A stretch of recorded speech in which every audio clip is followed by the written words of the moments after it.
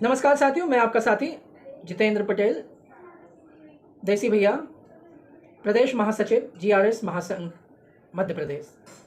साथियों, आप सभी को ज्ञात है कि जीआरएस की स्थिति, परिस्थिति और नौकरी क्या है, किस स्थिति में है और हम किस दौर से गुजर रहे हैं।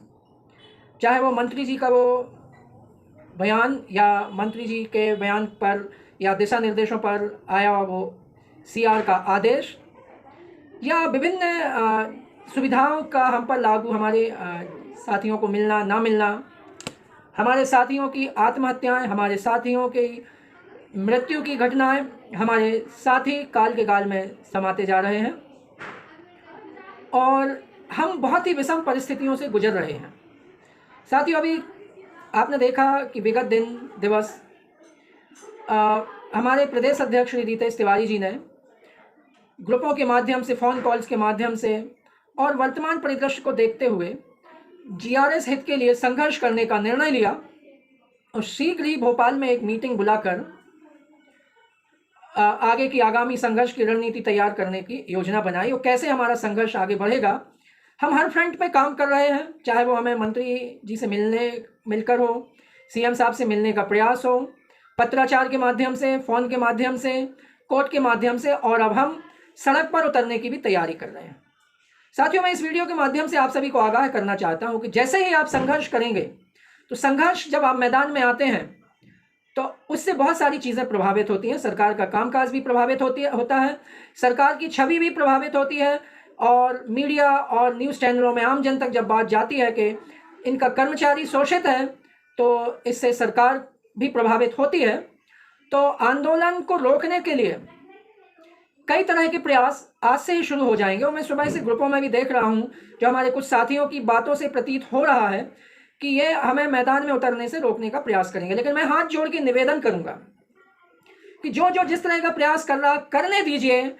मैदान में हम उतरकर भी वो प्रयास कर सकते हैं। अब ये बहाना ढूंढेंगे कि नहीं इन्होंने ऐसा कर दिया। जैसे पिछली बारी जब हमने 75 दिन की हड़ताल की थी तो ये कहा गया कि आदेश टेबल के नीचे रखा था, इस हड़ताल की वजह से वो आदेश टेबल के नीचे से गायब हो गया। तो ऐसे ऐसे बड़े बड़े राजनेताओं की तरह वक्तव्य दिए जाते हैं और हमें भ्रमित किया जाता है।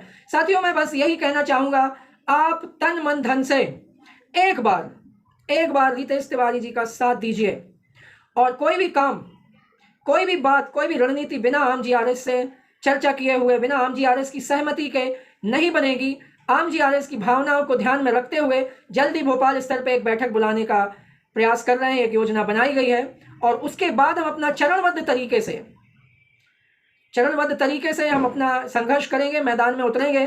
कई लोग आपको भ्रमित करेंगे कि नहीं होगी तो हड़ताल अनिश्चितकालीन होगी, उठना नहीं है, बहुत तरह तरह की बातें होंगी, लेकिन आपको भ्रमित नहीं होना। हम चरणबद्ध सुव्यवस्थित तरीके से अपने संघर्ष को आगे बढ़ाएंगे और जो भी रणनीति आम जीआरएस, सभी पदाधिकारी, चाहे वो ब्लॉक अध्यक्ष हो, चाहे वो जिला अध्यक्ष हो, संभाग अध्यक्ष हो, प्रदेश कमेटी हो, सब आम जीआरएस की और सब मिलकर जो चर्चा करेंगे, जो सारांश निकलेगा, उसके बाद हम निर्णय लेंगे कि हमारा संघर्ष किस स्तर पे होगा, कैसे होगा।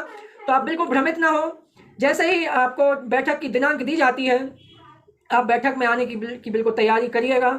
सभी ब्लॉकों से, सभी जिलाओं से आप अपने पदाधिकारियों को तो लेकर आए, साथ में आम जीआरएस को भी आप लेकर आए और जो अपने संघर्ष, अपने हकों और हितों के लिए संघर्ष नहीं कर सकता, साथियों, उसे वही मिलता है जो छूट जाता है।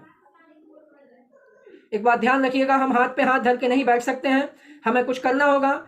और इस बीच जैसा कि हमारे कुछ साथियों का कहना है कि एक बार सीएम साहब से मिल लेना चाहिए, एक बार माननीय मंत्री जी से मिल लेना चाहिए, तो उसके भी हम प्रयास कर रहे हैं।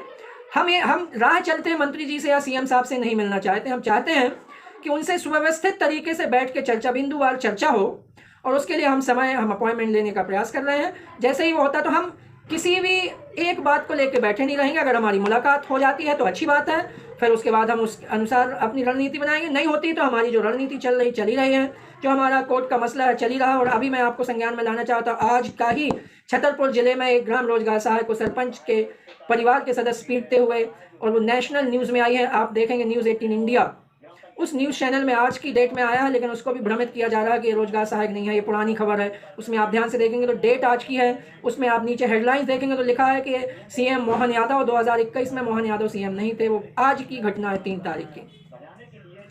तो साथियों, भ्रमित बिल्कुल ना हो, बिल्कुल जो भी काम, जो भी जहाँ प्रयास कर रहा है करने दें, कोई दिक्कत नहीं है, लेकिन हमें अपने लक्ष्य से डाइवर्ट नहीं होना, हमें अपने लक्ष्य पे फोकस रहना और फोकस होकर काम करेंगे। हम सभी पहलुओं पे काम कर रहे हैं और मैं अंत में यही निवेदन करूंगा कि भ्रमित मत होइए, है ना, और अपने अंदर जज्बा पैदा करिए, हिम्मत रखिए। आपका कोई कुछ नहीं कर पाएगा, आपकी नौकरी बिल्कुल सेफ रहेगी, इस बात की चिंता बिल्कुल मत करिए। ऐसी रणनीति से हम काम करेंगे कि हमारी नौकरी भी सेफ रहे। इन्हीं शब्दों के साथ मैं अपनी वाणी को विराम दूंगा। जय हिंद, जय भारत, धन्यवाद।